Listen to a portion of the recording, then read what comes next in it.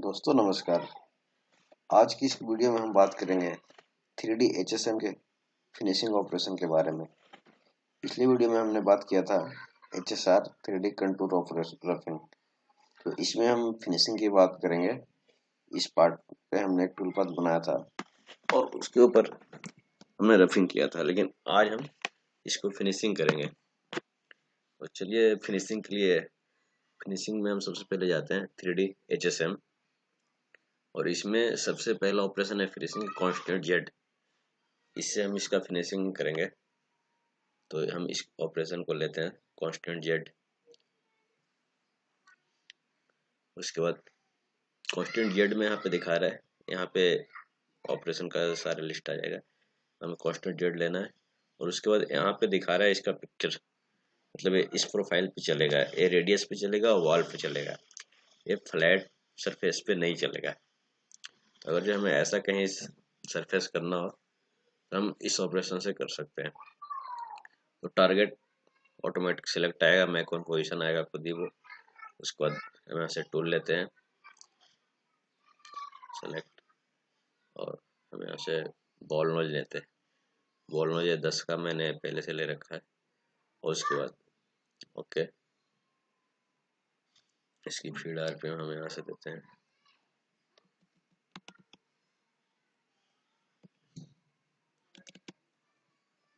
Link down Z और constant Z में हम ऑटोमेटिक रखेंगे, क्रिएट ऑटोमेटिकली, ठीक है। और पासेज पासेज के अंदर यहाँ पे हमारा आता है वॉल ऑफसेट सर और फ्लोर ऑफसेट, लेकिन ये हमारा फ्लोर पे तो चलेगा ही नहीं, तो हमें वॉल ऑफसेट देना है नहीं देना है, हम उसके लिए अभी हम यहाँ पे देते नहीं है। उसके बाद यहाँ से जेड लेवल, जेड हमें कहाँ तक करना है, तो हमें जेड इस सरफेस तक करना है मशीनिंग, ओके।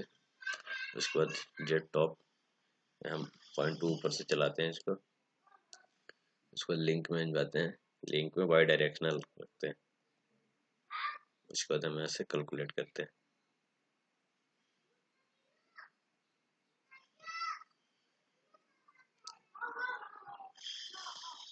यहाँ पे स्टेप डाउन बहुत ज़्यादा है, स्टेप डाउन मैंने 0.3 कर दिया, 0.4 देता हूँ।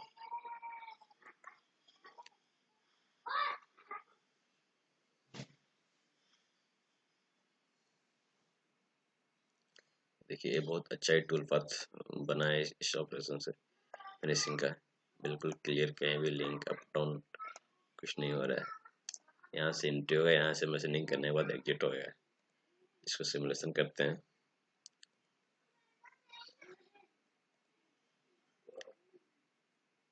देखिए बहुत ही अच्छा ऑपरेशन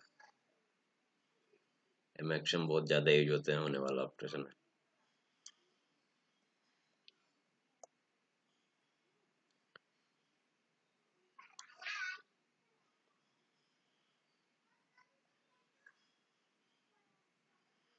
इस तरह से चलता जाएगा।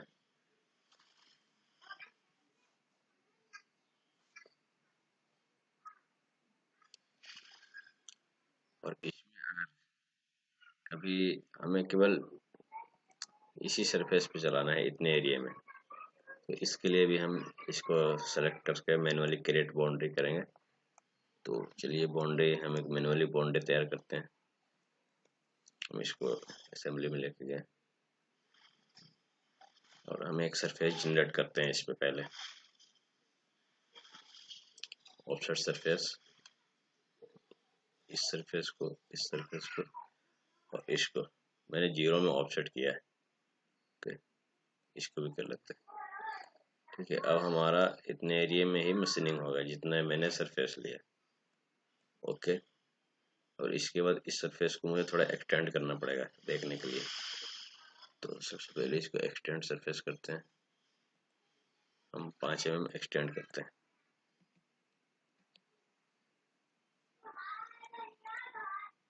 इसको ये भी था,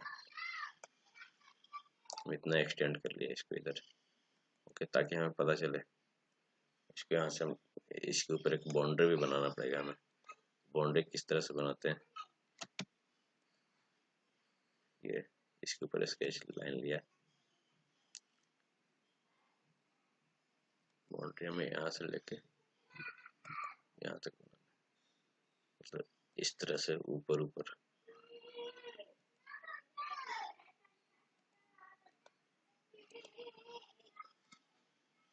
इसको हम हॉरिजॉन्टल करते हैं, यहाँ से हम एग्जिट हो जाते हैं और इसके बाद यहाँ से इसको क्लोज करते हैं। यस। अब हम केवल इतने एरिया में ही मशीनिंग करेंगे। इसको हम इस टूल पाथ को हाइड करना है, हम इस पर राइट क्लिक करते हैं और इसको सब प्रेस कर देते हैं, सब प्रेस। ओके, हम दोबारा कांस्टेंट जेड लेते हैं, उस ऑपरेशन को हम सेव रहने देते हैं, कांस्टेंट जेड। अब यहाँ पे हमारा टारगेट है, टारगेट में भी हमारा जो 3D मॉडल है वो है, तो हम यहाँ पे टारगेट में गए और 3D मॉडल सेलेक्ट किए और साथ में भी हम इसको सरफेस सेलेक्ट किए।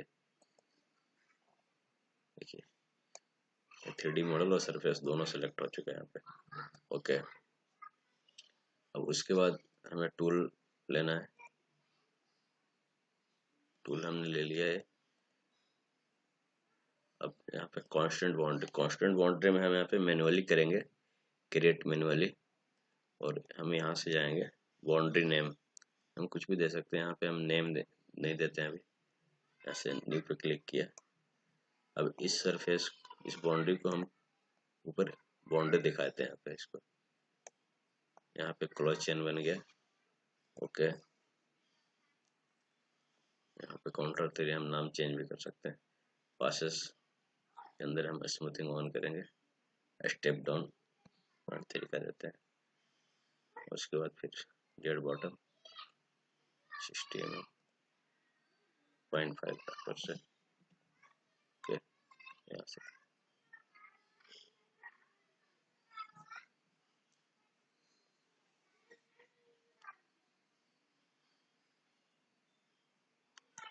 लिंक में हमें बाई डायरेक्शनल करना है, अभी लिंक हमारा ज़्यादा बन रहा है।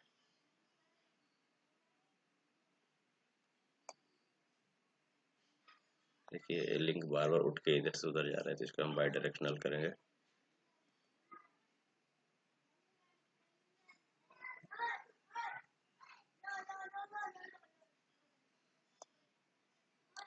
देखिए बहुत ही अच्छा टूल पाथ बना है। तो अब ये केवल इतने ही एरिया में मशीनिंग कर रहा है, पूरे मॉडल पे नहीं करेगा। सिमुलेशन सॉलिड वेरीफाई,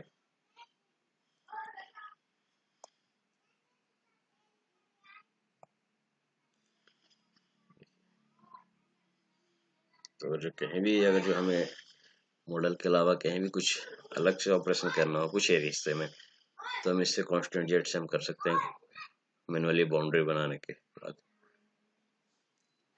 बहुत ही अच्छा ऑपरेशन है, बहुत ही काम यूज होने वाला ऑप्शन है।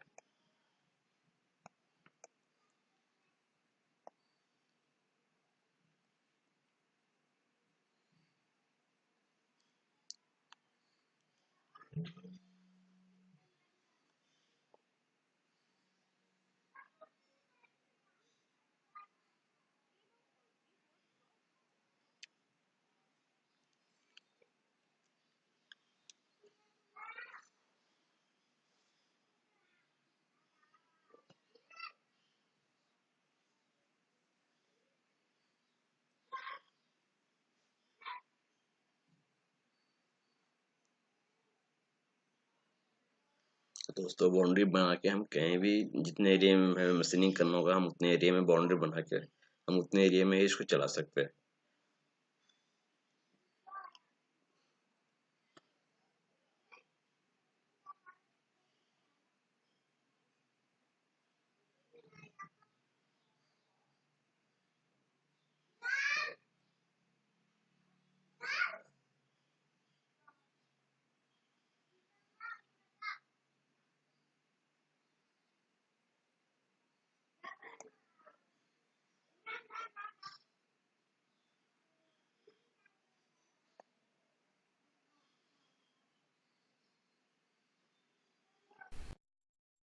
और फ्लैट पे चलेगा ही नहीं।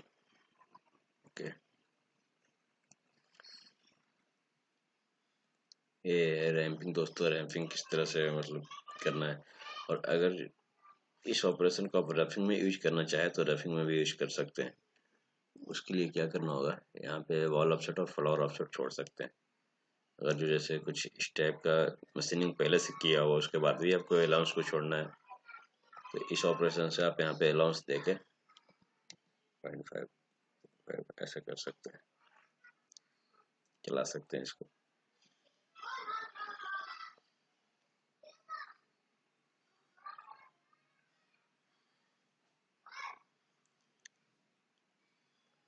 देखिए इसमें मटेरियल हम चेक करते हैं कि मटेरियल इसने छोड़ा है नहीं छोड़ा है। सॉलिड वेरीफाई और रेस्ट मटेरियल जैसे क्लिक करेंगे स्टॉक चेक करके बताएगा कि कहाँ पे कितना मटेरियल है। इस कलर पे 3 कलर है, यहाँ पे हम क्लिक करते हैं, यहाँ से एग्जीक्यूट करते हैं। देखिए पूरे मॉडल पे मटेरियल है अभी, क्योंकि हमने ये तो हमने किया ही नहीं और इसके ऊपर भी हमने 0.5 इतना छोड़ दिया। तो चेक करना किधर है, तो हम यहाँ से चेक कर सकते हैं 0.5। देखिए 0.5 दिया तो ये ग्रीन हो गया। 0.4